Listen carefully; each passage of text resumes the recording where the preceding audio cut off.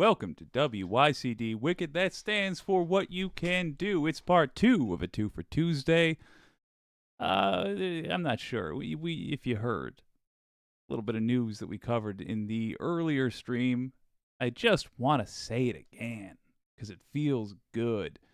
Donald Trump indicted for his election theft scheme. It's finally happening. My God.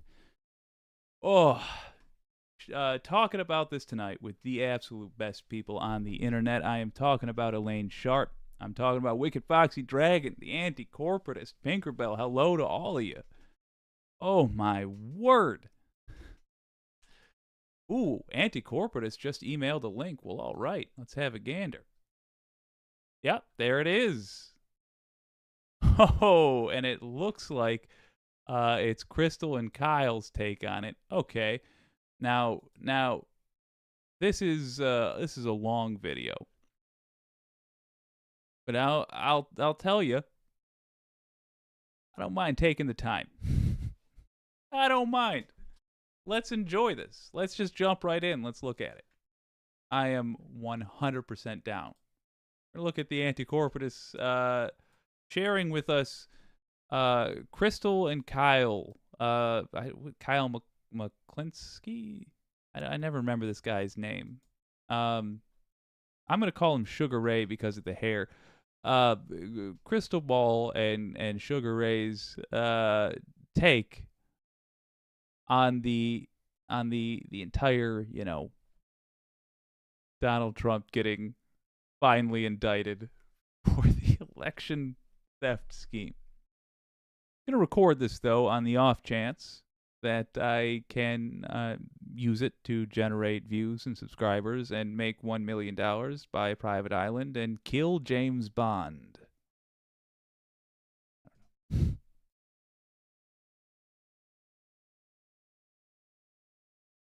We are checking out a suggestion from the anti-corporatist talking about my new favorite thing on earth to talk about, which is Donald Trump finally being indicted for the election scheme. Let's look at how these folks broke it down. Now, for context, Crystal and Kyle, the two talking heads discussing this, they're progressive, largely, believe it or not, but they do a lot of work to appeal to centrists. So I'm curious to see what they have to say. Let's check it out. All right, y'all, got some breaking news. I'm sure you've heard by now, but Donald Trump has been officially indicted for basically trying to stop the approval of the election. I was going to say over January 6th, but it's not. It's kind of about January 6th, but almost more about the fake electors thing. You know what I'm saying? So, well, right off the bat, a good point. A very good point. It's also very important to me that he specifically see charges over January 6th. I would even be all right if he got charged for that, and after a hard-fought case, it was thrown out, and he was acquitted. I would rather. I don't think I'd be all right with that, but I would prefer that to no charges at all over January 6th. But they bring up a good point of contention there, which is this is about the fake elector scheme. It is important, though. This is the one. January 6th, that was an attempted violent coup. But if you want to know what was the biggest threat to the United States, it was the fake elector scheme, because that is how to fool the American public of old. I don't think we're those people anymore. I think because of the presence of you all, because of people making an effort to educate themselves on how this stuff works and to follow this stuff, I don't think we're going to fall for the same old tricks. But the American people of 2020, yeah, that was how to do a coup. And I know this because that's how it was done in 2000 with George W. Bush. He was our president because his brother said he won Florida. He did not win Florida. When the votes were finally counted, properly counted, he lost Florida. That means he lost the electoral count. That means he lost the election in 2000. This has worked on us before, but it was done blatantly this time. It was done without subtlety this time. And so this time, finally, thank God, finally it is being charged. All right, I'm going to quit interrupting these guys. It's a long video. Let's see what the two of these folks have to say. All right, let me walk you guys through this here. So here are the things he's being indicted for. Number 1, conspiracy to defraud the United States. Number 2, conspiracy to obstruct an official proceeding. Number 3, obstruction of official proceeding. And number 4, conspiracy against rights. So there's also 6 co-conspirators, unindicted co-conspirators. And my understanding is that it could be like Sidney Powell, Eastman, who was another attorney who was feeding his delusions. Also Rudy Giuliani, who played a key part in a lot of this stuff. Rudy is 100% one of the unindicted co-conspirator number 1, because they have some quotes that I happen to know came directly from him. So yes, Rudy is in there. Now, the reason why they're unindicted at this point in time is likely because Jack Smith and the Justice Department are trying to get them to flip on Trump. And this is a way of being like, hey, just so you know, like, your ass is next if you don't get in line. So is that a fair reading of it, you think? Likely. Very likely. And he did make a point. Jack Smith gave a press conference. It was very short, just announcing the charges, talking a little bit about January 6th and how, this fraud on the American people is what led up to the events of January 6th. Gonna let her finish. Do want to make one point. I don't think that's the sole reason they're not indicted. I think part of the reason they're not indicted is so that Trump bases the music on his lonesome. One of the things I was nervous about, and I didn't even want to put it out there because I didn't see a point in it, and I didn't see how it could help, which could only mean it could be used to hurt. I was nervous that Trump would be indicted as part of a group, and that the lowest ranking people in that group would be blamed for the worst parts of it. And that Trump would get by with relatively minor punishment for just about the worst thing you can do as president. So he's being indicted on his own, for reasons Jack Smith will make clear in his biography, but part of it, I'm sure, is yes, they're hoping for more flipping. But remember, if somebody flips, that's generally in exchange for something. And all of these, like, imagine they're a group of murderers, for example. Is it enough to get just the worst murderer? I don't think so. I don't think it's okay to turn other murderers loose on the population because there was somebody that killed 10 people with a knife instead of 5 people with a knife.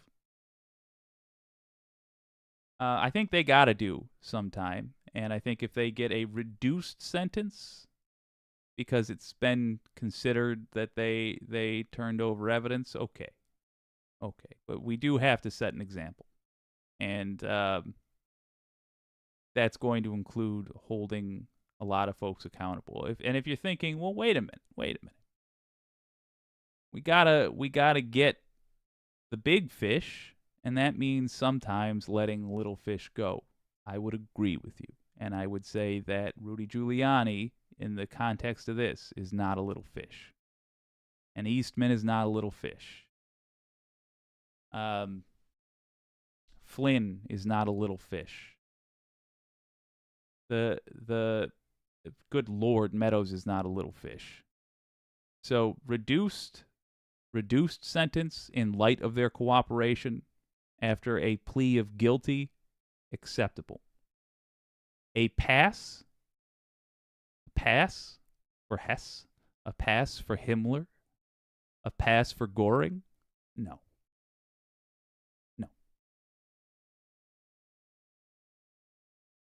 But he made sure to note that their investigation continues. So the fact that these people are currently unindicted does not mean that they are likely to stay unindicted if they don't cooperate and strike some kind of deal. Yes. So I want to read the introduction for you guys so you see exactly what Jack Smith is doing here. He says, the defendant, Donald J. Trump, was the 45th president of the United States and a candidate for re-election in 2020. The defendant lost the 2020 presidential election. Despite having lost, the defendant was determined to remain in power. So for more than 2 months following Election Day on November 3rd, 2020, the defendant spread lies that had been there had been outcome determinative fraud in the election and that he had actually won. These claims were false, and the defendant knew that they were false, but the defendant repeated and widely disseminated them anyway to make his knowingly false claims appear legitimate, create an intense national atmosphere of mistrust and anger, and erode public faith in the administration of the election. Now, this next part I actually found really interesting. He said the defendant had a right, like every American, to speak publicly about the election and even to claim, falsely, that there had been outcome determinative fraud during the election and that he had won. He was also entitled to formally challenge the results of the election through lawful and appropriate means, such as by seeking recounts or audits of the popular vote in states or filing lawsuits challenging ballots and procedures. Indeed, in many cases, the defendant did pursue these methods of contesting the election results. His efforts to change the outcome in any state through recounts, audits, or legal challenges were uniformly unsuccessful. Shortly after Election Day, the defendant also pursued unlawful means of discounting legitimate votes and subverting the election. Good. I'm glad Jack Smith is clarifying that. And our old pal Foxy sent me the actual, like a much more useful link than I had to the actual indictment.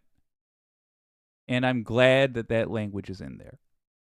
I'm glad that he specifies, yeah, he had a right to say, I won, even though he didn't win. He had a right to pursue in court such a case. And I'm glad that is being stated.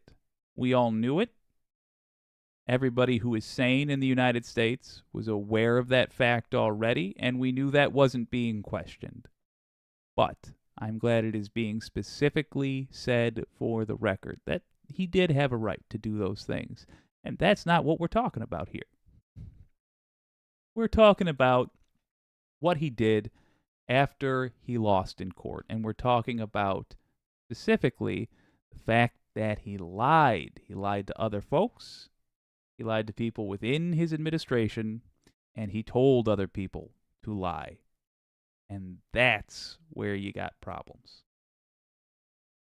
In doing so, the defendant perpetrated three criminal conspiracies, and then they go through the things that I already told you guys about. But I found that interesting because he's like, look, you have a right to say, I think this election is bullshit. I think I won. I'm questioning the election. I'm going to use like these legal avenues to try to push back. He's saying that's all a totally fair game. Yeah. But in this instance, that is not what happened. He went above and beyond that to the point where he did things that were illegal. And he also, he claims knowingly said things that weren't true on purpose for the sole reason of trying to stay in office. Yeah.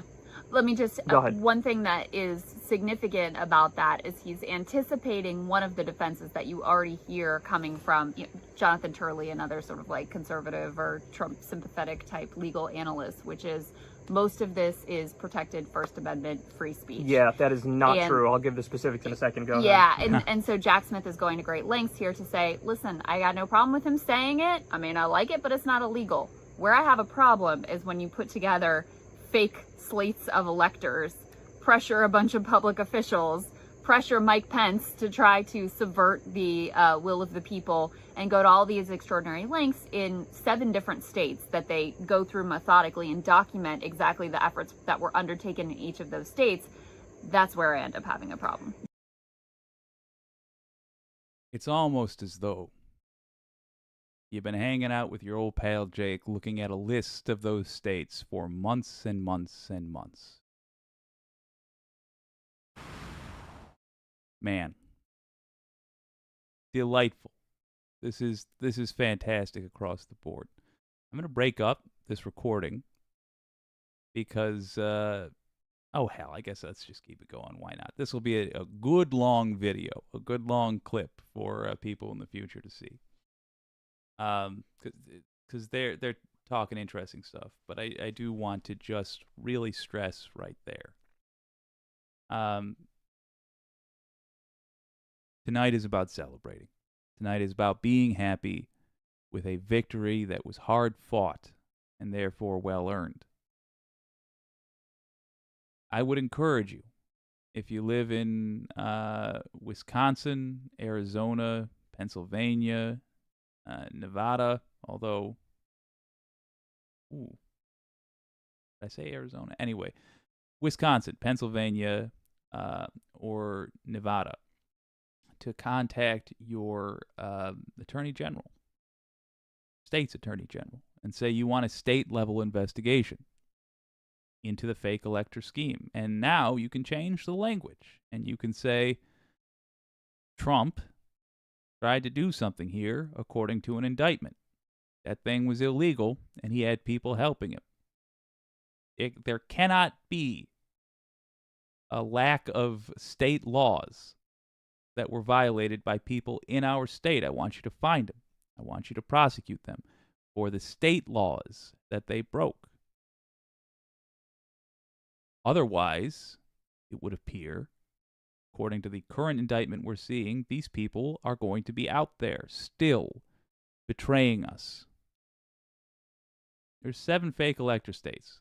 Right now, Michigan, Georgia to a degree, and I believe Arizona are pursuing cases. Pennsylvania, Nevada, Wisconsin. God damn, where's the last one? New Mexico? I have to look at the script. They need to get on board. They need to get this handled. All right, let's power through. I'm enjoying this. Good suggestion, by the way. Yeah, I was looking for, let me see if I can find it quickly by doing this. Collector's thing. I actually have it listed down here. Okay. I think, at least in part. I know they've got Arizona, Georgia, Michigan, Pennsylvania, and Wisconsin were the 5 that I saw, but I think there may have been 7 states that are listed here. But they go into depth in each one. He clearly goes to great lengths to attempt to prove that not only did Trump make false claims, but he knew that they were false. That he engaged in these schemes and this fraud, this fraud, knowing that these lies were false. And I'll give you one example of some of the proof that they marshal, to try to make that case that any reasonable person, having faced this person and that person, and this elected official and that elected official telling you there's nothing to this, would have given it up. But of course, Trump never gives anything up. But a reasonable person, that is an important term in the law. What would a reasonable person have done? That's how we decide. I know it sounds pretty basic, but some things ought to be. What would a reasonable person have done in the same situation? Not what Trump did. But they have this one piece here in Georgia where they say on November 25th, co-conspirator 3 filed a lawsuit against the governor of Georgia, falsely alleging massive election fraud accomplished through the voting machine company's election software and hardware. That's probably Dominion voting stuff, right? Before the lawsuit was even filed, the defendant, that's Trump, retweeted a post promoting it. The defendant did this despite the fact that when he had discussed co-conspirator 3's far-fetched public claims regarding the voting machine company in private with advisors, the defendant had conceded they were unsupported and that co-conspirator 3 sounded crazy. That Georgia lawsuit was then dismissed on December 7th. Co-conspirator 3 very likely to be Sidney Powell based on what we know about these events. But why that's significant is in most of these instances, they just have like, oh, Bill Barr or whoever told Trump there's no there there. They don't have Trump acknowledging that you're right, there's no there there. In this instance, they have him saying, yes, she sounds crazy, and yes, these claims are unsupported. So I got another one for you in that beautiful. same vein. Trump said to Vice President Pence that he was being, quote, too honest when he said he had no authority to reject electoral votes. So that's him being like, being too honest. So he's like, I know this isn't really allowed. I know I'm wrong, but I want you to. That's going to be in a Pence campaign.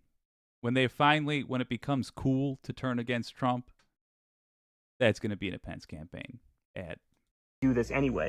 So he's really kind of hanging himself here. Now, so it looks like he knew it was BS all along, but even if you say, you know what, maybe he sincerely believes it or he convinced himself of it or whatever, then the second question becomes, but would any reasonable person, given what was presented to him, is it okay for any reasonable person to sort of disagree? Right. And on that, I mean, they go into painstaking detail in this indictment where they list all the people. Here's who told Trump, this is bogus, this is not true, we can't do this, etc. You have Mike Pence himself, and Mike Pence was also relying on legal experts from the Reagan era, because Pence had reached out to these people when Trump tried to put this on him, and he was like, if they say I can do it legally, then maybe I'll do it. But the guys were like, of course you can't do this. You're in a ceremonial role. You can't just like reject the election.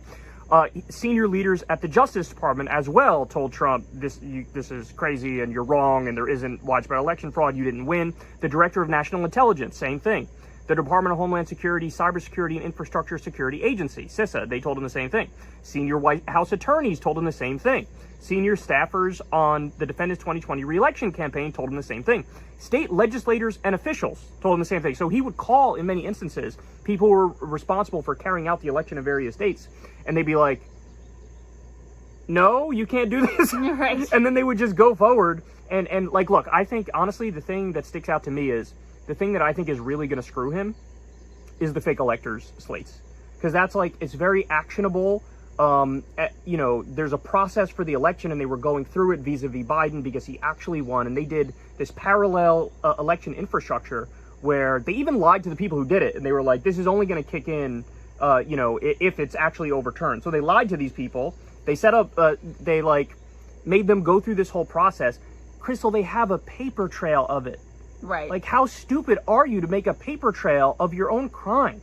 Right. And then you have state legislators and officials told them the same thing. State and federal courts repeatedly told them the same thing. I want to give you guys some more quotes here. This is a senior Trump advisor in a 2020 email. Quote, it's tough to own any of this when it's all just conspiracy shit beamed down from the mothership. So this person was venting. He's like, we're 0-32 in these cases trying to overturn the election. And the reason why we're 0-32 is because it's, quote, conspiracy shit beamed down from the mothership. The mothership being Trump, I guess, and the Trump White House. Yes, exactly. And so this was another part as well that I thought was very interesting. There was very... Oh, hell, let's just let him play that. All right. What's this other part? Like, we actually were super duper close to just like an all-out coup. Like, there was talks behind the scenes of like just invoking the Insurrection Act to stay in office. And so this is one of the parts that's cited in here. On the afternoon of... I got to be honest, this is the kind of stuff that it gives me a cold feeling in my stomach. Makes my guts twist. I mean, he was really measuring. He was measuring what the temperament would be for the people holding guns for pointing them at you and me. Just a quick reminder, and we'll do a short version of this so that it's shareable later. When Trump, when The Apprentice lost at the Emmys, Trump said that voting was rigged. When he lost at the Emmys for The Apprentice. When Trump lost in Iowa, I believe it was, to Ted Cruz, I believe it was, he said that that election was rigged. In 2020, he said that election was going to be rigged when it looked like he was going to lose. He has no interest in democracy. He has no respect for it, and he has no respect for you, and he would rather have you killed than have something he enjoys taken away from him. January 3rd, co-conspirator 4 spoke with a deputy White House counsel. The previous month, the deputy White House counsel informed the defendant that, quote, there is no world, there is no option in which you do not leave the White House on January 20th. Boom. Now, the same deputy White House counsel tried to dissuade co-conspirator 4 from assuming the role of acting attorney general. The deputy White House counsel reiterated to co-conspirator 4 that there had not been outcome determinative fraud in the election and that if the defendant remained in office nonetheless, there would be, quote, riots in every major city in the United States. Co-conspirator 4 responded, so as one of Trump's partners in crime, quote, well, that's why there's an Insurrection Act. Wow. That's chilling. Yeah, so in other words, I don't care. We're going to stay in here come hell or high water, and if need be, we'll just send the troops into the streets. The level of mayhem that they are totally comfortable with is truly shocking. I know. Truly shocking. So, from my perspective, I'm curious what you think about this. Yeah. I think the thing that really is going to stick, because again, just to reiterate what the crimes are here, conspiracy. Oh, I should bring this up. So, conspiracy to defraud the United States. It's interesting that that's what he goes with. Also, the whole like conspiracy against rights things. I think that's really clever, and it actually makes perfect sense. The idea is like, you are trying to disenfranchise all of these voters and take away their right to vote by simply overturning the election because you want to. Yeah. And I think that's fair. I think that's because I hear some people saying like, All right. oh, you're using like whatever, some 1877 act to do this, or using some Civil Rights Act provision to do this. And it's like, yeah, that sounds perfectly reasonable if you are trying to effectively throw out the votes of all these people who voted in the other direction. Yeah. I mean, it makes... Oof. That is what it was. All I'm trying to say. That is exactly what it was. There's no argument to be had about whether or not that's a fair charge. Of course, that's a charge. Some way of phrasing that. Again, I'm not a lawyer, so I speak to this as simply a person with 2 eyes, 2 ears, and a pulse. I would be looking for that phrased in some way.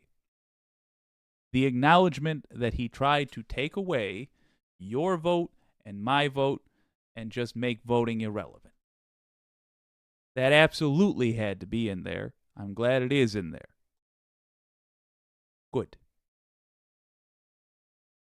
Logical sense to me. I think it's also worth keeping in mind that, number one, some of these charges have already been effectively prosecuted against lower level, like just rank and file January 6th rioters. And so I've always thought it was incredibly unjust, this idea that, yeah, they should be held accountable for their crimes, storming the Capitol, whatever they did that day, attempting to obstruct an official proceeding. Some of them have been charged and found guilty of.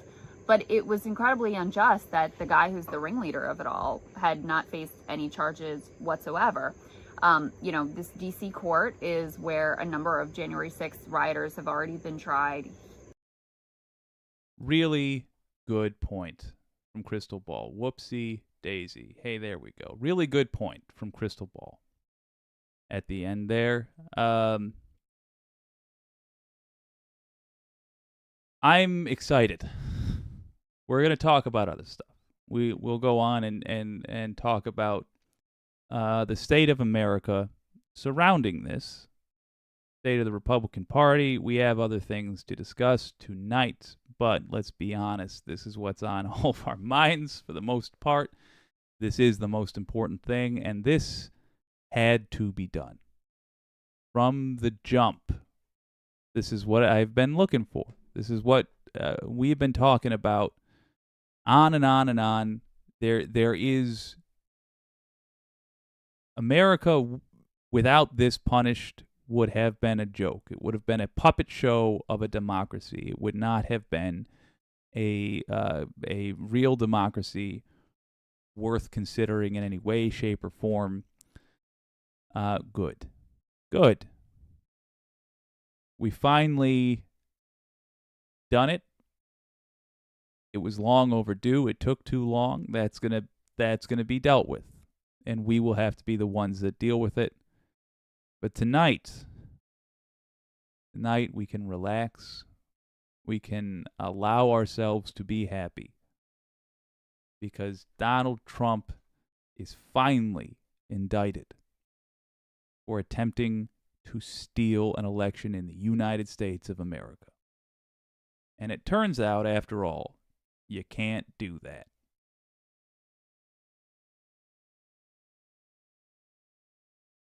Mars Falcon. Oh, the populism angle. I see you, Crystal. FYI, right-wing populism is fascism. Yes. Yes, it is. The anti-corporatist. Nixon didn't have the support to pull off a coup. None of our other presidents had the desire to. and neither Pence nor Trump had the chutzpah to pull it off. True. And thus we live to see another day. Yeah.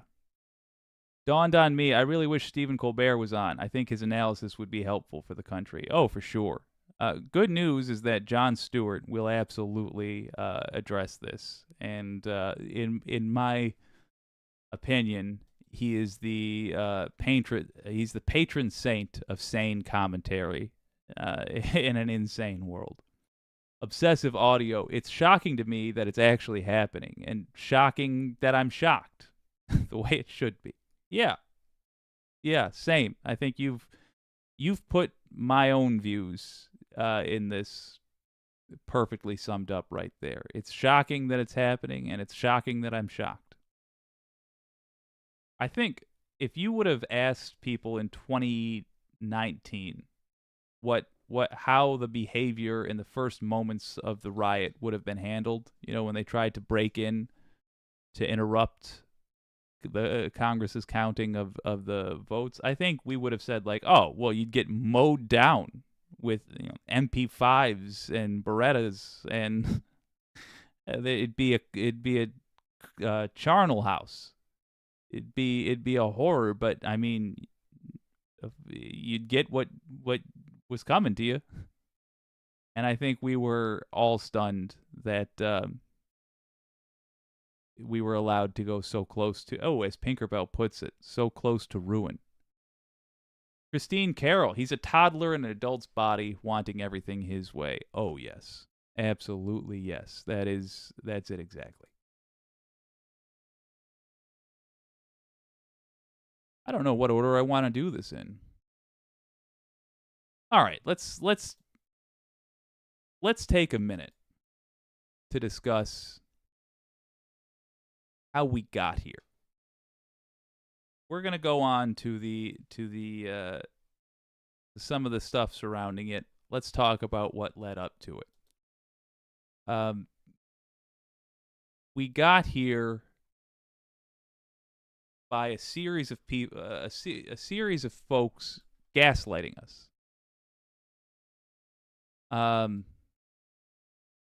Telling us that the things we were seeing, we weren't really seeing.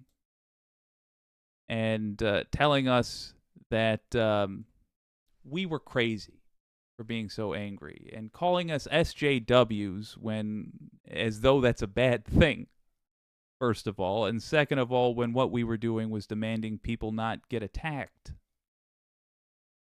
Just for existing. Been watching something called Innuendo Studios lately. And this person, at least the videos I've seen from them, they seem to break down the techniques of the alt-right, which frankly is just the mainstream Republican Party now. How they talk about things, how they avoid taking responsibility for things, and how they get away with it. I think if we recognize that, we're going to have a much easier time dealing with it.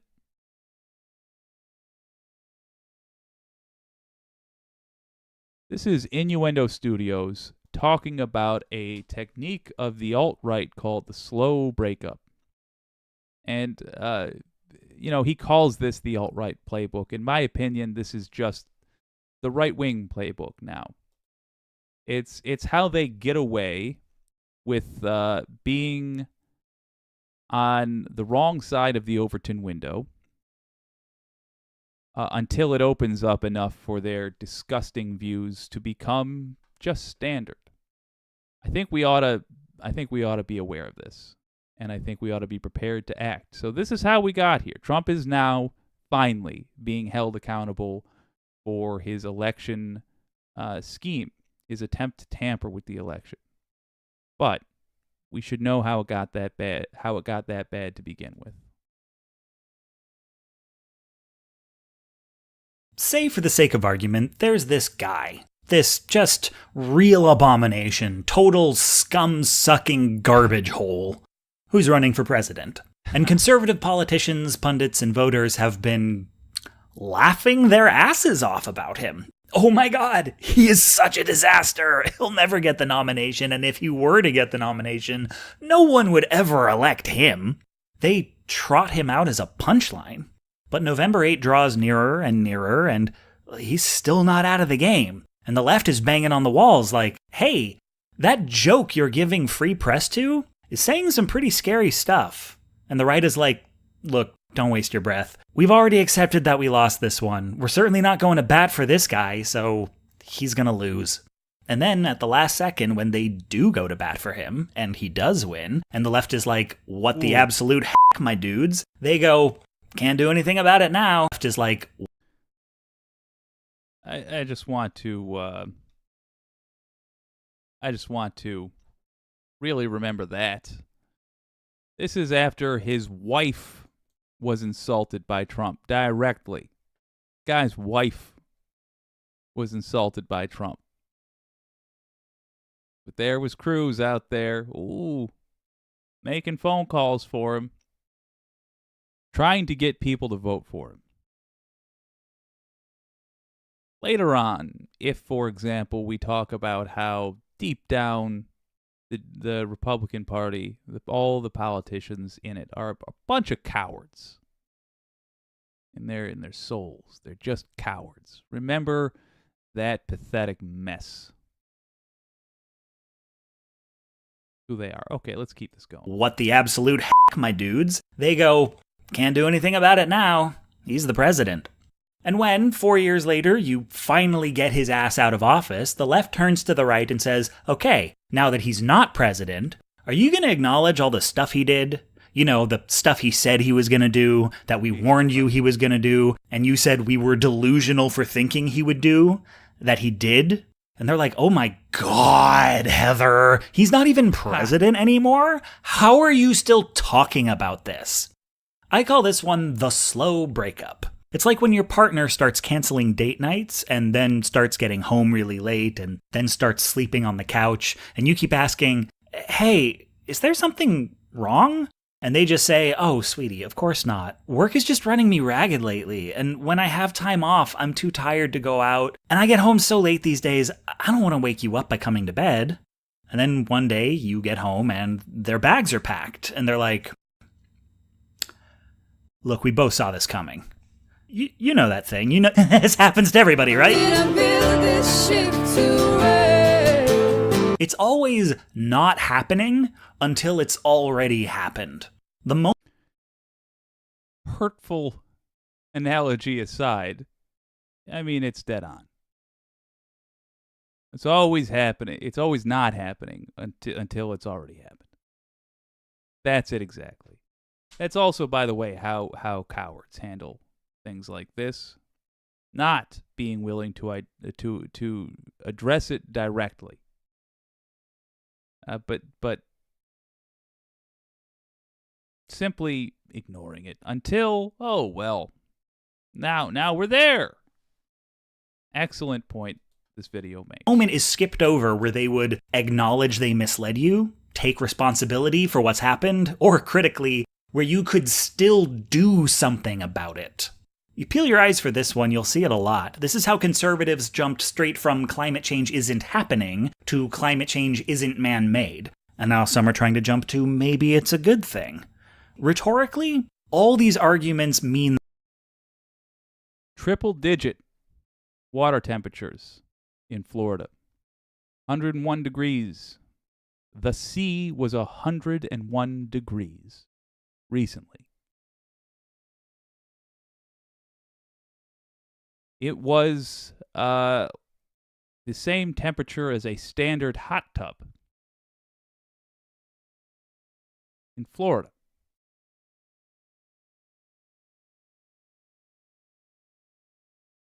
No, it's a good thing. It's good. It's good. That's normal. That's fine.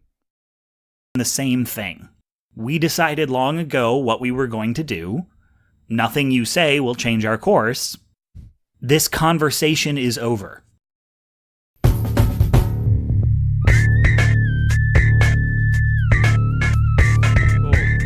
don't know how I feel about that music. Do I love it or am I mildly annoyed by it? Look, anyway, It's called Innuendo Studios, the maker of that. They've got a link in the description if you want to check out more from them. I will certainly be showing more from them on the stream. What can you do about it? Just recognize it. Call it out. Be firm. And make sure you call the folks who are using it cowards. Make sure they understand that you are telling them that they have no backbone for not being willing to address it directly. And you really want to twist the knife. Mark, if it's somebody, if it's somebody that is in your life and you're like, all right, if I call them a coward directly, then I'm going to be ruining a relationship over a relatively small political thing, but I still don't want them to use this on me. I'm insulted that they are using this on me. Here's how you handle it. Get their firm commitment in the moment for how they will act later. You tell them, so you say that after all those things, if Donald Trump runs again, you're not going to support him?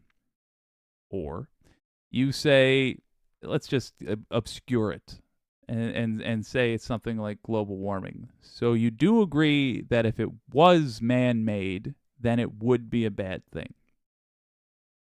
Can we lock you in on that? That if it turns out this is man-made, that we are causing this, that it's a bad thing and we should change it. Lock them in. That's how you combat the slow breakup. Now, I'll also say, in the case of an actual breakup, my advice is to never follow my advice. I don't know. But in the case of the slow breakup as a political technique, lock people in to what they are standing by. And if they don't have the courage to stand by something they're clearly planning on doing, make sure they're aware that you see them. Because it's going to make them harder. It's going to make it harder for them to later betray us. by then following through with the evil thing that they intended to do.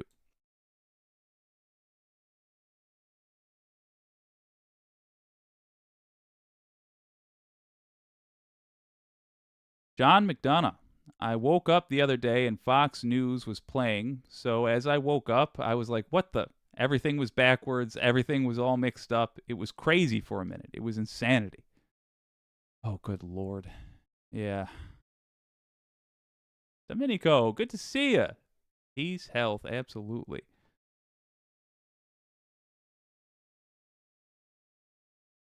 Ooh. Got an interesting policy proposal, but I need to read it not live to fully understand it. But interesting. The idea that there's a 4-class economy, basically staging taxes every 18 years. I like that. Although what you're presuming with it looks like the top tax rate being 18%, that's even well below what I would go for. I would go for and this is not a joke, I would go for a 90% tax rate on everybody making $1 million or more every year. I think once you're making $1 million, you have paid every single reasonable bill you could possibly need to pay. And if you cannot design your life around personally, not your company, but personally, making $1 million a year, your problems won't be solved by taking another $1 million from your workers. Brenton Carter. The authoritarian's nature of the federal government should be aimed at fossil fuel execs, in my opinion. Finish General Sherman's work. A man after my own heart. Brenton Carter. Domenico, minimum wage, $100,000 a year for all 50 states. My IQ is 168. Well, I believe it. I could see that as being fine, but I think it's beyond what is needed. I would look at, if I was talking about a minimum wage, I would say, what is needed to raise a family? And I would go to that. But honestly, I worry that we are so close to a major economy change that the concept of something like a minimum wage is going to be irrelevant. And we'll talk about this in more detail later, but here's the basics of what I'm talking about. We're at a point where we're maybe a generation away from the basic work, growing crops, providing electricity, things like that, purely being automated. And once we hit that point, we're going to need to divide up how we do labor in very different ways. I'm not going to pitch you suggestions right now, but I think we might need to start defining not just a minimum wage, but a minimum quality of life that is provided for. And how we provide for it, I don't care. I mean, there's lots of good suggestions. Yeah, a hefty minimum wage being one, sure. But also just saying, look, everybody's got a house. And if you want to live in a non-government house, that's fine. That's what jobs are for. You go buy a nicer house. But there's no question that you will have 4 walls and a roof if you need one. Deborah Kempthorne, the guns going off here continuously as usual. Jesus. Have been suspiciously quiet tonight. Yes, one wonders why. I agree, says Deborah Kempthorne. We need gun control. It's terrifying. I hear you. Unfriendly atheist, don't worry. The planet is going to explode anyways. Oh, you're right. Why plan for the future? Just for fun says minimum wage was put forth so that people couldn't be given less than they deserve, and people lived well off it. We need to bring that back. I agree with that. And unfriendly atheist, a universal basic income. I also agree with that. Absolutely. And by the way, I agree with a UBI for capitalist reasons. I think small business owners need pretty much a guaranteed a guaranteed group of customers. Just so that our economy recovers more easily when we have major financial problems. In other words, a certain amount of our money should be guaranteed to be moving. But again, these are discussions for perhaps tomorrow's stream. Obsessive Audio, I saw one today that said that the oceans will hit boiling temperature in 400 years. Good stuff. Good Lord.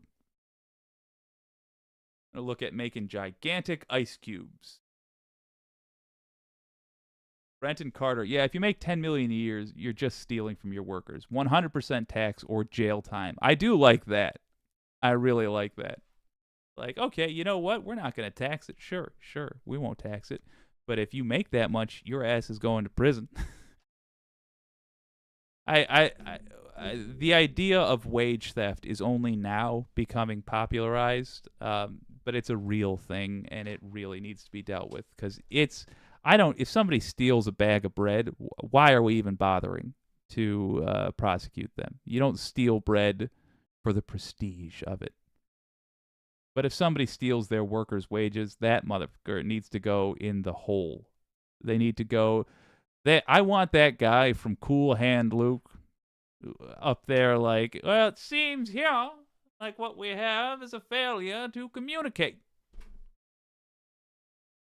You seem to be under the impression that your job is to steal from your employees. No, sir. Put them in the hole. Hose them down. I want to see that. Oh, Jake for president. Oh, God help the country if and when. You know what? I believe I could do it.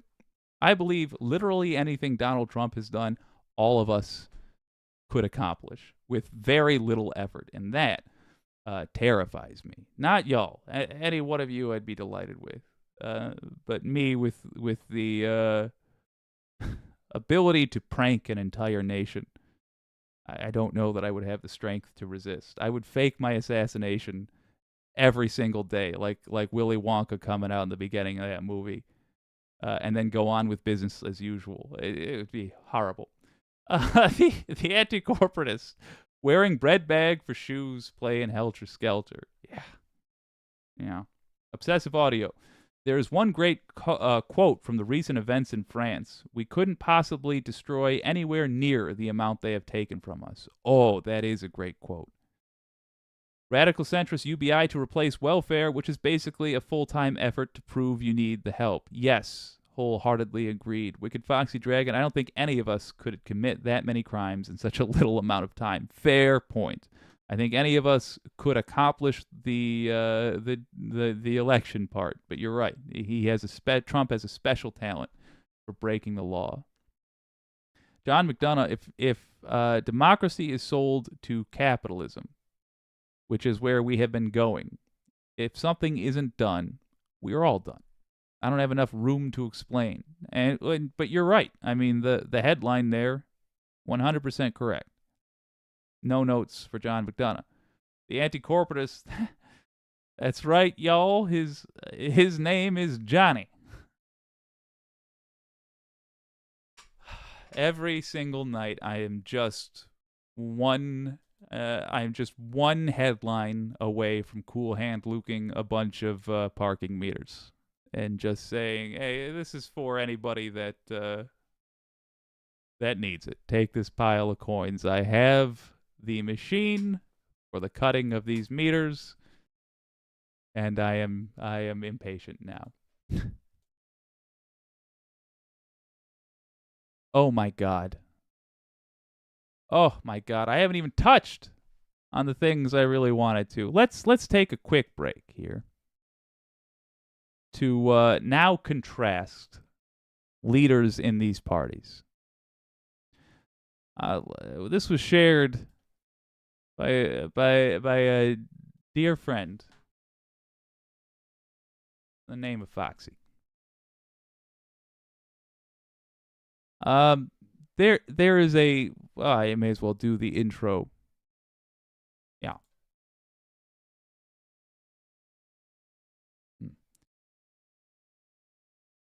There is a big difference in the character of people that are elected to the Democratic Party, or the Democrat, I don't even care, Democratic Party versus the Republican Party. The people who become Democrats are expected to walk the walk they talk. They're expected to have principles and to live up to them. That right there is the key difference. Republicans, it's not even expected at this point that they will actually do any of the things they say, and this includes having a backbone. Had just about the best read you could hope for today, because Eric Swalwell called McCarthy up to his face. And it made me like Eric Swalwell. Here's the headline. Eric Swalwell called Kevin McCarthy up on the House floor, and a hilarious fight broke out. Now, I'll just say, for the record, I have not read the entirety of this article. I don't believe for a moment, not one little moment, that Kevin McCarthy had the balls to throw a punch. I believe he would talk about it. I don't believe he had the guts. The House Speaker then reportedly confronted the Democratic congressman outside of a bathroom and said, "Call me up again and I'll kick your..." Oh. I'm glad it's come down to this. It deserves to be this immature. We're all in the gutter right now. And it's their fault. So let's act like it, damn it, and accept it, and then crawl our way out of the gutter. In the latest installment of the Girls Are Fighting Congress edition, I give you this pleasant little development. Eric Swalwell, a Democrat from California, and therefore somebody with something resembling principles, and House Speaker Kevin McCarthy, a Republican from California, and therefore the red right hand of the devil reportedly got into it in the House floor last month. And the Daily Beast reported on Thursday that this standoff culminated in Swalwell calling his Republican adversary a quote, unquote. The events leading up to the brawl in question. Ooh. Now, see, they're saying brawl, but I don't believe it yet. I want it. We need to redo the caning that happened in the 1880s, but do it right this time. Make sure the correct person gets caned, because they have it coming.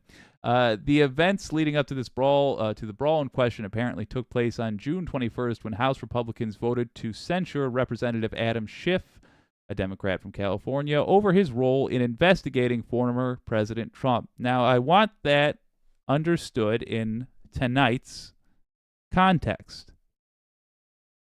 Adam Schiff investigated Trump for the very things, as a matter of fact, that he is now indicted for. In other words, there's good reason to believe he did them. He might be convicted of this.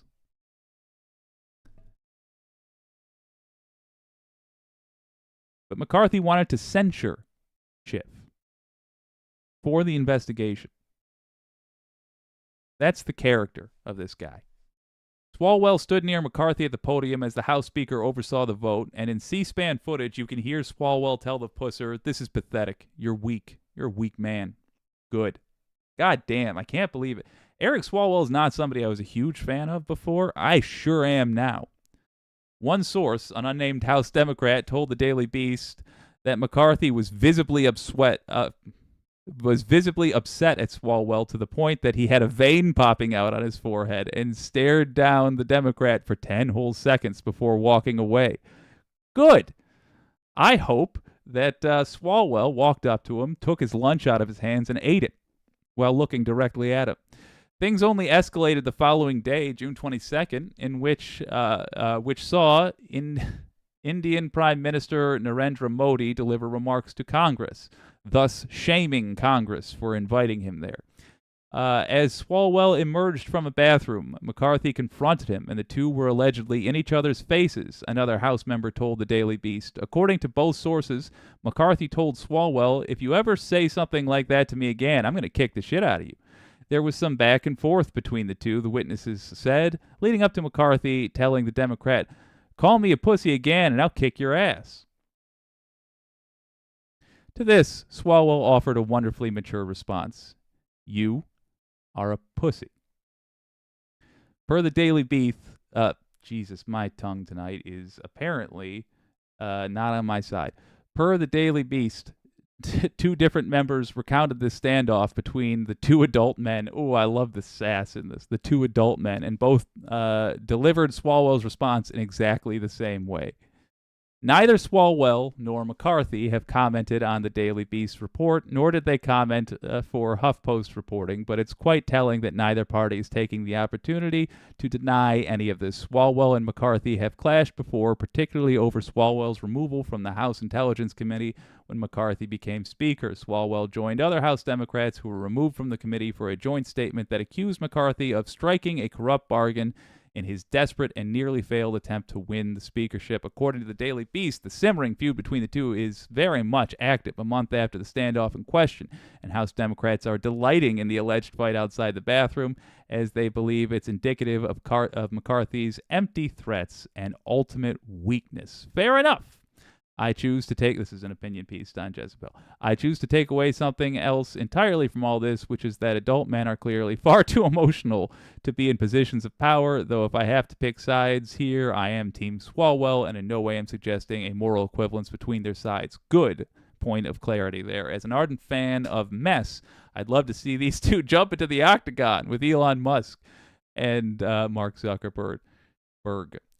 This was by Kylie Chung, and I have to say, agreed on all points, including the point about adult men, and also, if Swalwell chooses to rattle McCarthy's teeth, even though it's not something that our leaders should do, he will have my complete support and utter endorsement.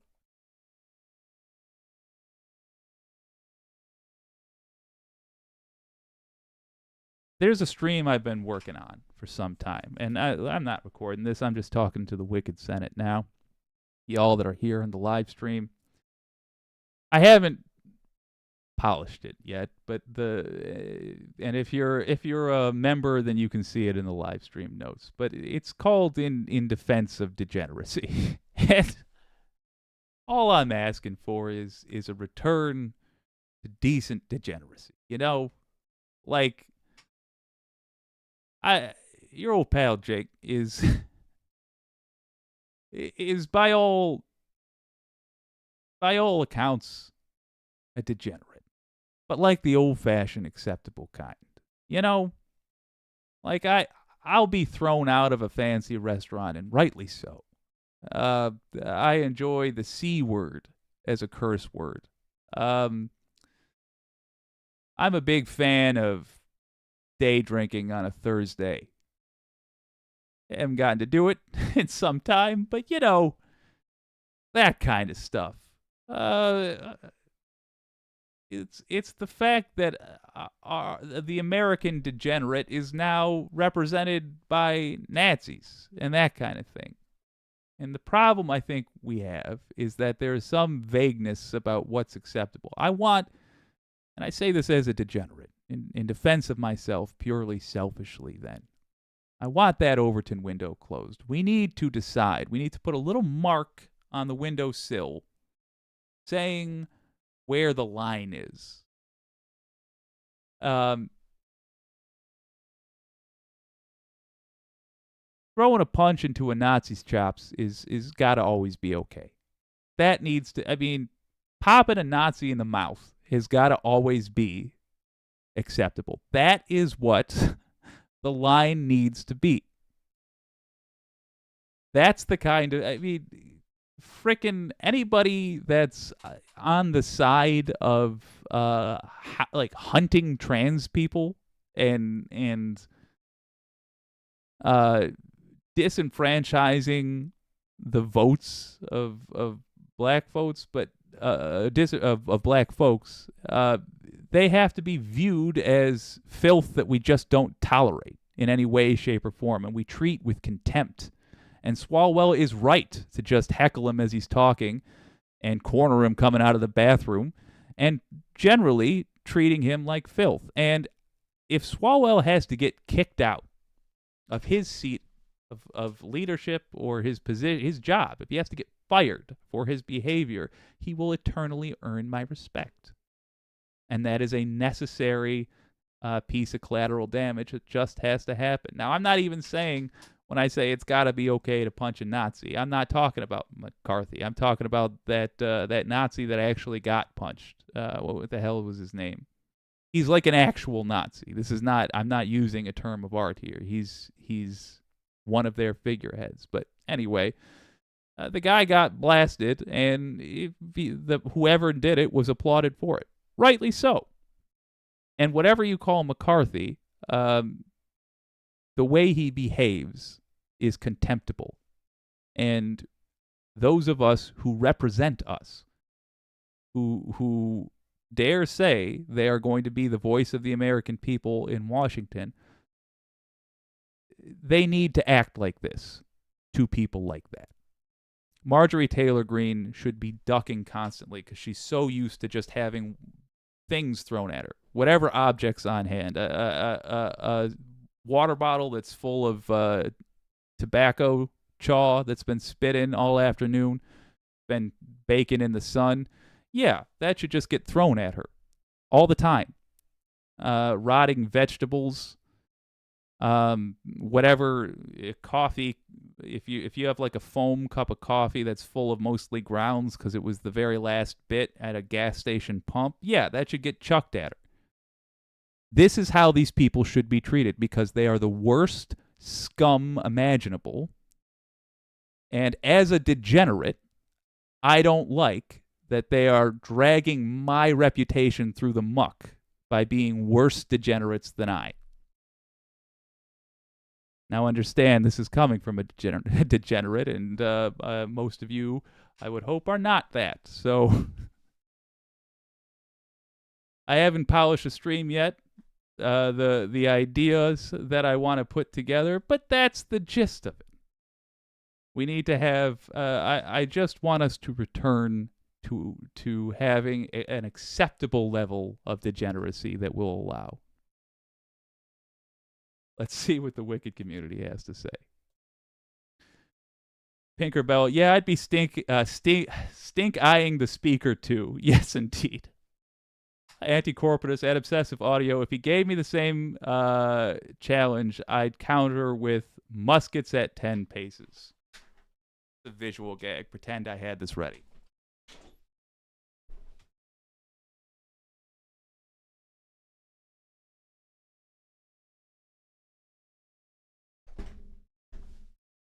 Look, I'm not saying that dueling should be legal, but it should be right. And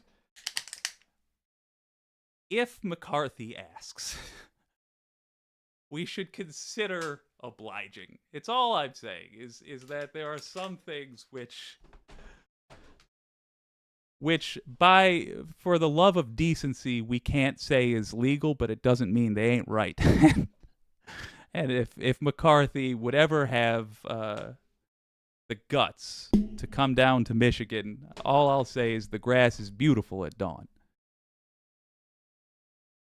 Renton Carter, yes, Renton Carter, indeed.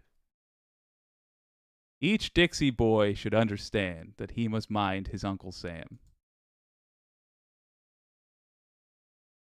Oh, shoot. I thought I had it.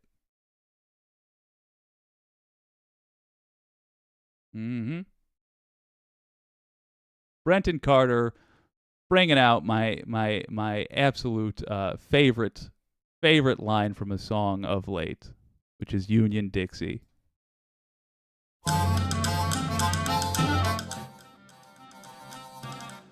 I'll keep it going while I read some of these comments. No Jake to the MMA champ. Rattlesnakes and alligators. Right away, come away, right away, come away. Where cotton's king and men are chattels, Union boys will win the battles. Right away, come away, right away, come away. We'll all go down to Dixie, away, away. For the record, this is a Kentucky flintlock cocked and pointed at my heart. Which is why you shouldn't entirely trust me with things like this. But this is a Kentucky flintlock pistol, the first firearm ever made in the United States, to our pride and shame both. All right, back to serious stuff.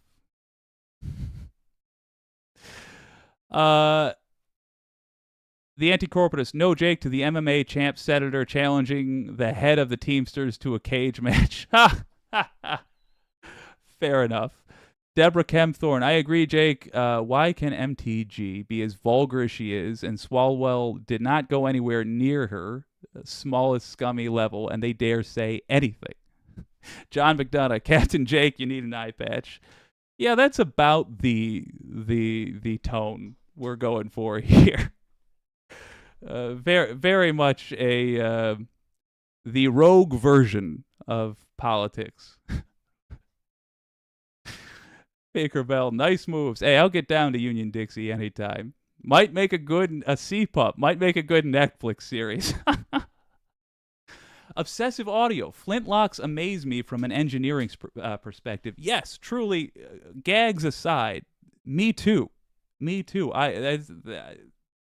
I'm amazed by the setup of all of them, and I got a little disappointed that in between flintlocks and the modern like the Colt revolver, we had those caps that were put in manually. I think there's something cool about the boom boom of a pan of gunpowder going off an inch from your eye. Like that's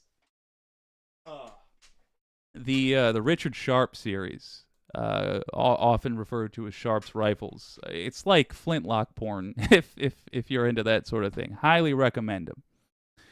And also helps me make the argument that all major eras of war can be defined by the ridiculous hats people wore. All right. Boy, oh boy. So we talked about in the earlier stream the Trump investigation. We talked about what led to Donald Trump getting put into office. We've talked about the current tone of our leadership.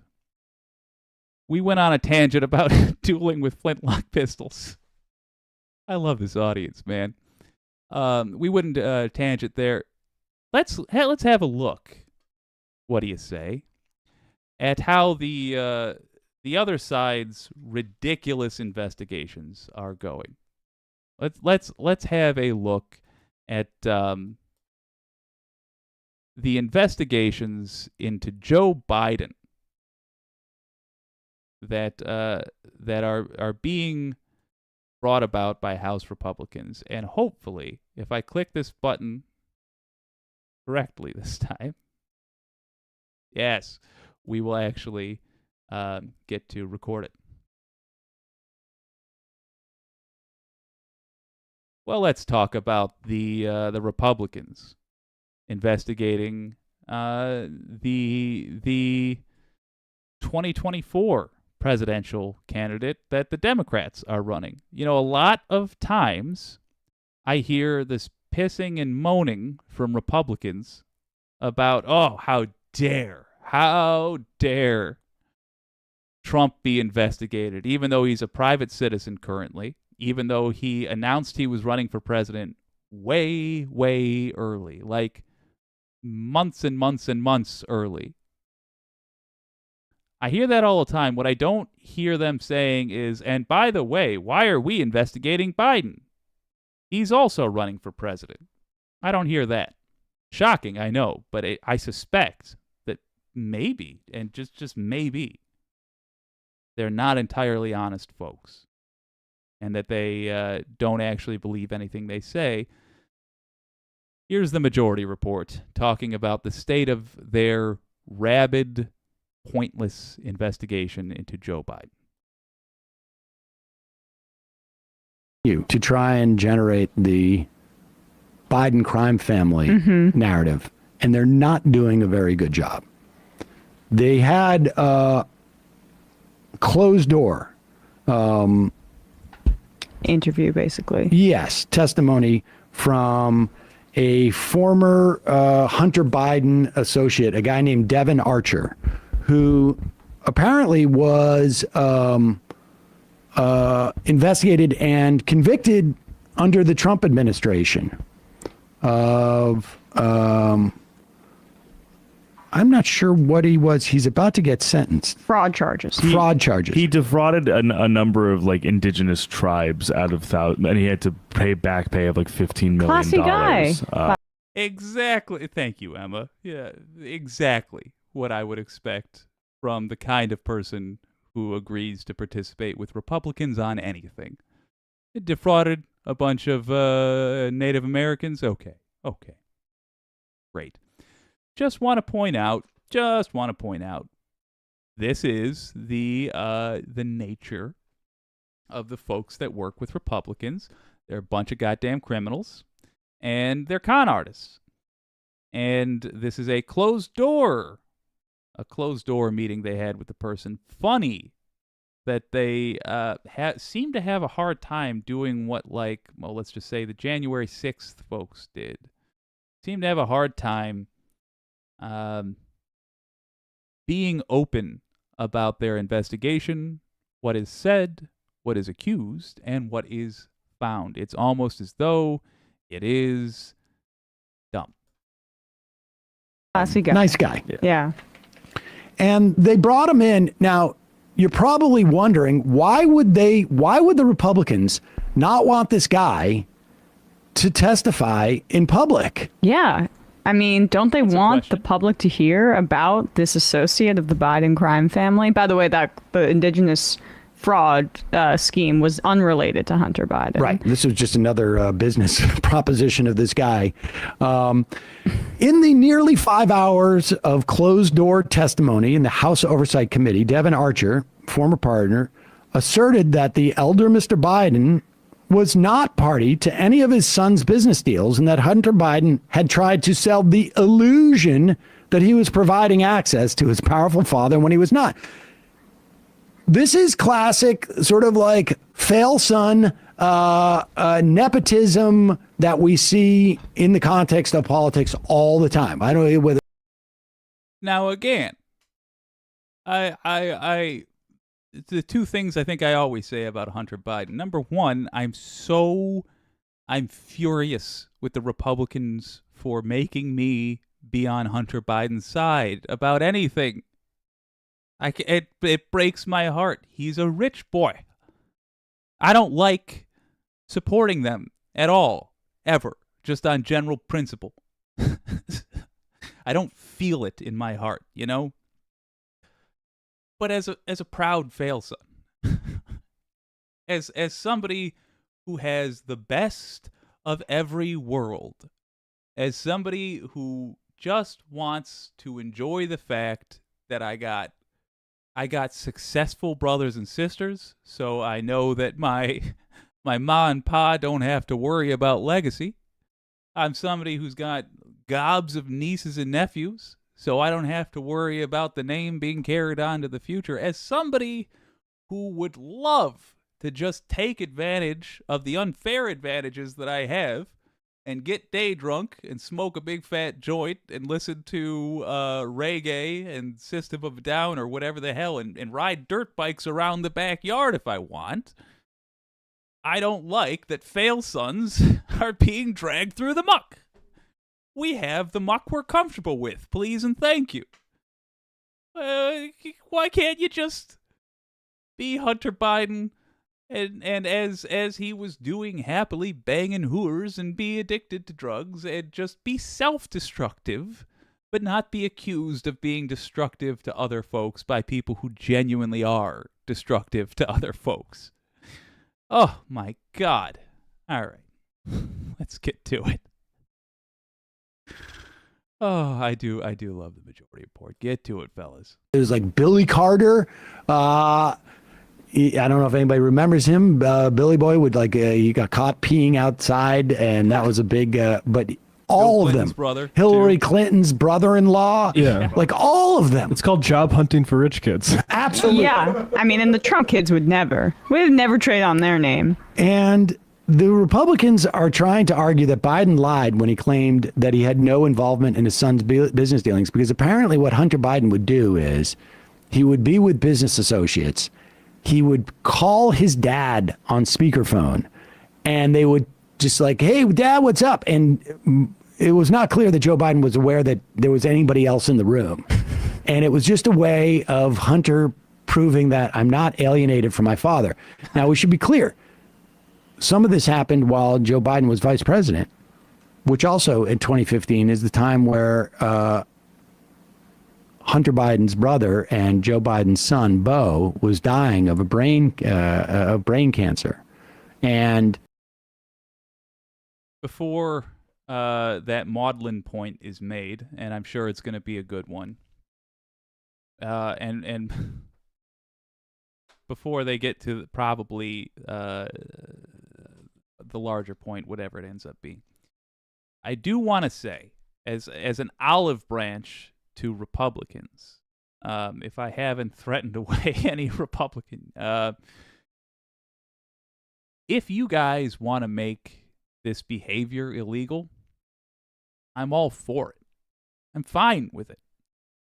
Truly, if you guys want to say that it's straight up illegal to mention your connected family members in a business deal, or to imply that you have sway over what they do, I'm genuinely okay with that, because I'm on the lookout for any suggestions that make nepotism harder in the United States. We have a big problem with it. I'm sick of seeing Kennedys when I only gave a damn about 2 Kennedys half a century ago. I'm sick of still seeing Kennedys. I'm sick of seeing Clintons be wildly successful at business things. But the fact is, Those laws don't exist yet. You gotta make them. So pursuing Hunter Biden for being related to Joe Biden is a nakedly corrupt thing to do. And the irony, I don't even think it's lost on Republicans. I think they know that Jared Kushner actually did receive things he shouldn't have received because of his relationship with Trump. He's his stepson. I think they know that Hunter Biden has no position in our government. He has just been enjoying the normal corruption of the United States, the legal corruption of the United States. So if you want to go after Hunter Biden's ability to profit off of Joe Biden's name, then you have to, and this is going to be totally foreign to Republicans, but what you have to do is make a law that applies to us all. And I ask you to do it, and I tell you, you will have my support. If you can pull your heads out of the warm, dark place that they are currently lodged and make a law that makes sense. Biden, probably knowing that his son was an F-up, is going to answer the phone calls. And, you know, the trauma associated with having been in a car accident with your mom and your sister and your brothers and ending up in the hospital with your mom and your sister killed in the car accident. I mean, I can understand how that may very well screw you up for the rest of your life. Yeah. And, but here is James Comer on Sean Hannity's show. Right. Again, like, hope springs eternal. They're coming on to deliver the goods, but they don't quite have it. Yes or no? Do you believe that this is now officially the Joe Biden bribery allegation? And do you believe that you will be able to prove that? Jim Comer. Sure. Wait a minute. He was just nodding his head excitedly. How much do you want to bet that the thing he says next amounts to no? He was going, no. How much do you want to bet? We'll see. Whatever he says, though, I promise you he's not going to announce, and we have evidence that we are going to show you right now. Right now, you're going to see it. Tomorrow, watch tomorrow for the actual evidence we unveil. And I want to remind you that confused-looking, I can't think of a foreign word right now. Schlemazel, there we go. Do a little Yiddish. That confused-looking schlemazel up there is Jim Jordan, who tried to cover up a sex abuse scandal in a college where he was an assistant coach. You see, the team doctor was abusing athletes that were in Jim Jordan's care. And what Jim Jordan did is call those athletes. This is later on when he was actually in a position of power. He called those athletes, begging them, crying on the phone and begging them not to seek justice. That's who that is up there next to James Comer. I hope so, and I believe that there's a lot of smoke, and where there's smoke, there's fire. We just heard testimony today that Joe Biden had lied to the American people. Yeah. So no is the answer. Okay, neat. The answer was no. I sure hope so. You're the guy in charge of finding it. All right. That testimony lied to the American people was that he had no, conversations about business or business dealings with Hunter Biden. And the testimony was clearly by the witness that Hunter Biden was trying to sell the illusion that he had access to his dad. Illusion in quotes, according to at least what we hear. Because again, this was a closed door meeting. If they thought this was so damning, you think that the Republicans wouldn't put this in front of the American people? Well, we put that back up. Why is Jim Jordan Jim Jordan looks like he's afraid the next question is going to be like, well, have you thought if you really want to talk about smoke and fire? What about the guy in the window next to you, Comer, who had multiple former wrestling athletes testify that Jim Jordan completely ignored their pleas and complaints about a sexual predator? The lad from Brooklyn town never lets you down. I do love Sam Cedar. Yeah, Jim Jordan coming in. Yeah, sometimes there is smoke without fire. There's no fire. let's not get carried away.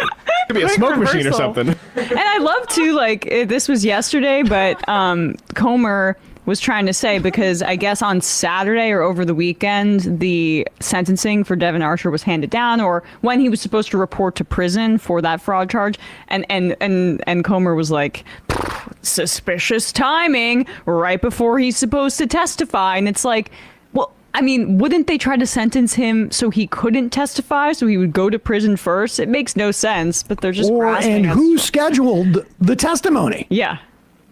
It's right. Comer. It's you guys. And incidentally, Archer was prosecuted and convicted during the Trump administration. Here is Byron Donalds, who is probably having to do some penance for daring to come out and say Ron DeSantis, his education standards teaching that slavery had some personal benefit for the enslaved. Here he's coming out trying to get in on the something suspicious here. Let me bring this for people to really see how this makes sense. Okay. I'm a member of Congress. I have 3 sons. My 2 older sons have cell phones. If I'm in a meeting and they call me, sometimes I can't call them back. Sometimes I can't call them back for 4 or 5 or 6 hours. Joe Biden is at the ready, waiting for Hunter's call to be able on the phone with people, just say, hey, how's the weather? This stinks to high heaven. It is public corruption. Hunter Biden is the bag man, and Joe Biden is the influence peddler, pure and simple. Couple of humorous things here. Number one, Byron Donald saying, like, look, I have a family, and when I'm at work and they call, I prioritize work over my family. Jesus Christ. All right. I'll benefit of the doubt here. Public servant, maybe. Maybe that's what you do. The absolute irony, though, of him using the word bag man. If you're not aware, Rachel Maddow did a now rather popular podcast called Bag Man. And it was about Spiro Agnew, Richard Nixon's vice president, literally getting bags of cash while in the White House. Bags of cash that were bribes. That's why he didn't take over, Spiro Agnew. He didn't take over for Nixon. When Nixon was booted out of office for doing the less intense version of things Trump did. It's just an extra, it's a little side dish there for you. A little side dish of irony. And you'll excuse me if we are joined by a Jack Russell Terrier. He's telling me he would like a little attention from his pup. Simple. And speaking... Yes, Okay. If you pick up your son's calls, you know what that means? You're corrupt. Something very suspicious going on here. That's too good of a father. Right. And there's no, I mean, there's no evidence that, or I mean, let's just, it's not clear that Joe Biden was in the middle, like he was sitting down with, I don't know, Netanyahu, and like, I got to take this. Let me put him on. And also just sticking with the point. Let's not forget during this time also, Beau Biden was dying of brain cancer, for God's sake. I mean, have just a shred of humanity for a second if you're a Republican, and you might be able to understand why Joe Biden takes the call from Hunter Biden, who is known, especially amongst his family members, he is known to have an issue with drugs. And what a time somebody might be relapsing. Hey, Hunter, but again, when Joe Biden was vice president and was taking these calls in 2015, his other son was dying of brain cancer. And he's also aware that Hunter is a mess. It's just the level of desperation. I don't know what the Republicans could attack Joe Biden on, from what side. They tried with Afghanistan when he pulled out. So, all right. All points I fully agree with from the majority report. Just really wanted to drive that home.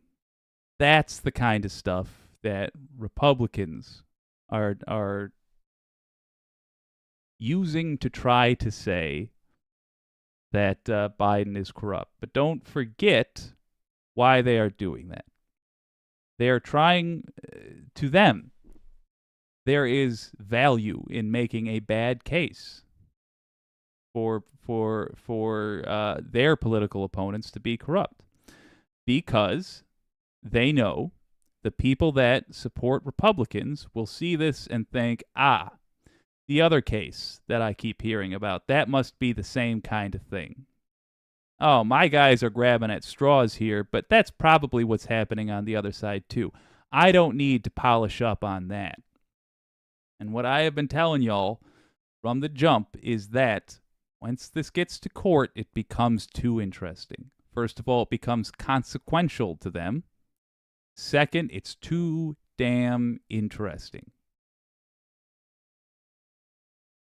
They're not going to be able to ignore it. They are going to find out that Trump did what he did, and they'll probably disappoint you with their reaction to it. But not all. Bit by bit, Trump will lose support. Bit by bit, MAGA will lose support. Bit by bit, people are going to come to the realization that if you want something serious done, if you have a serious job, you don't give it to these people who are unserious people. They are evil people, they are corrupt people, but they are not serious people. So, I fully expect that we will hear a trickle of rebellion against MAGA, followed by the dam breaking and the end of this shameful era of U.S. politics. It was an era of errors. Hopefully, we learn the lessons needed from Reconstruction. We learn the lessons that we failed to learn then, that we failed to learn after Nixon. We learned the lessons that we failed to learn after Reagan. We learned the lessons that we failed to learn after Bush. And we understand that the conservatives in the United States, now represented by the Republican Party, as an organization, when they form one, it's a criminal organization. It does not have the interests of the American people at heart. If we want the conservative viewpoint represented, it's time for a new organization. Doesn't mean that conservative belief is inherently criminal. It's not necessarily. It's simply a resistance to change. But I note that the things that they want to resist changing, are all the things that hurt the American people. There's a new America that is being built, and it is my great hope that capable people like you are the ones that are going to build it.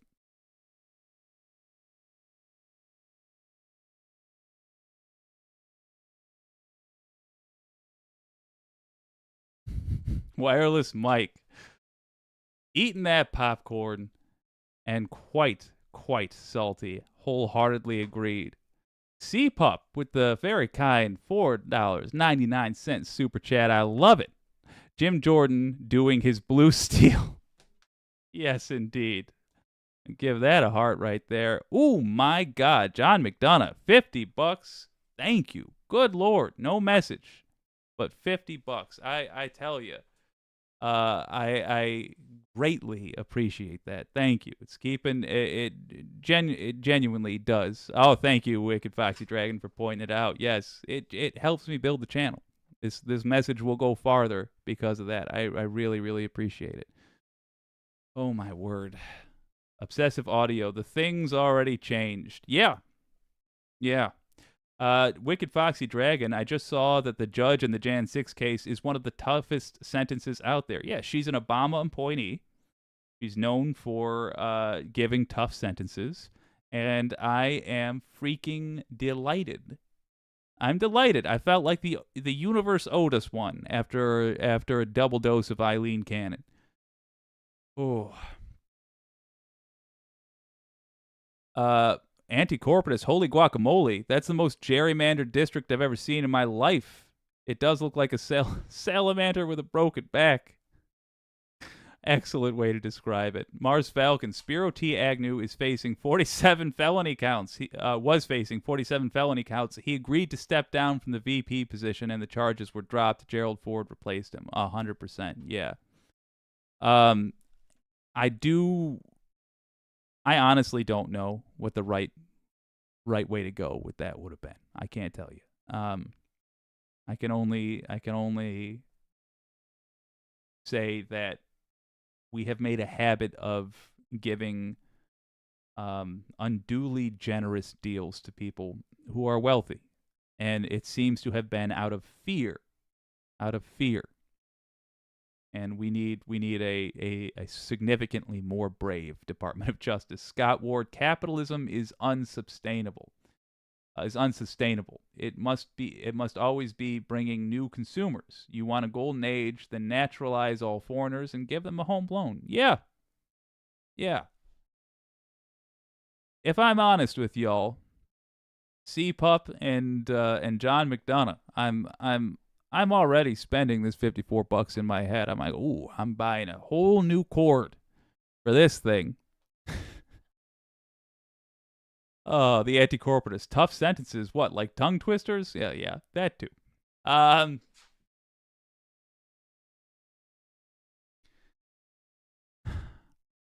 think we're going to get a taste. This is just something I wanted to throw your way, let y'all know what I'm thinking, see how you feel about it.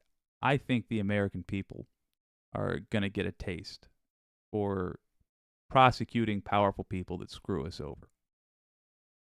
I hope it becomes the new fad.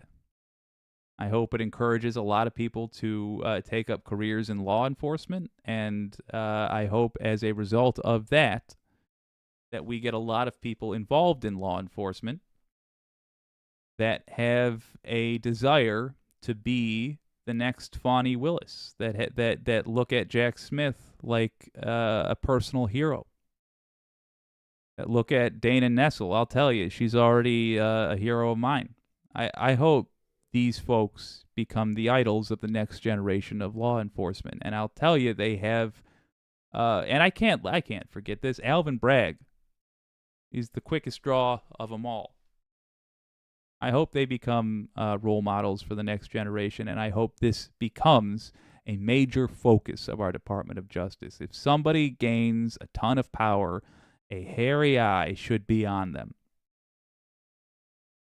And hopefully they came by it honestly, but if they didn't, oh boy, I want to see them get hammered by the law, just like you and I would if we were driving with a taillight out.